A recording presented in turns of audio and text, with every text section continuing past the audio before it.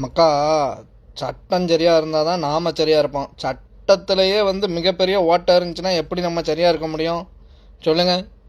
நீதி தேவதையை கண்ணை திறந்து வச்சுட்டு தீர்ப்பு சொல்லணும். கண்ணை கட்டி விட்டா அவள் குருடாக தான் இருப்பாள்.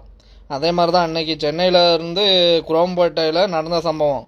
முதியவர் ஒருத்தர் பஸ்ஸில் பயணம் பண்ணிகிட்டு இருந்திருக்காரு. ஒரு இளைஞன் ஒருத்தன் ஏறிட்டு இந்த பஸ் எங்கே போகுதுன்னு கேட்டிருக்கான்.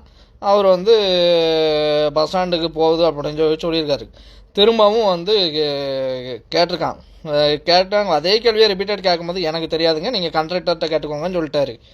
இவன் அவர் கழுத்தை பிடிச்சி நெரிச்சு அடித்து கொண்டு போட்டான். காரணம் என்னென்னா, இன்றைக்கி அடித்தாதான் உடனே ஜாமீன் கொடுத்துருவாங்க, ரேப் பண்ணால் உடனே வெளில விட்டுருவாங்க. இந்த மாதிரி தான் இருக்குது சட்டம்.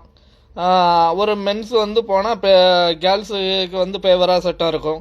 அப்படிங்கும்போது தான் ஈஸியாக இதாகிட்டு போயிடுத. சட்டம் சரியில்லை ஆக மொத்தம். இது தெரிஞ்சும் கவர்மெண்ட் எதுவும் மாற்ற மாட்டேங்குது. அதனால் அடித்து கொள்வது, வெட்டி கொள்வது எல்லாம் சகஜமாக போச்சு.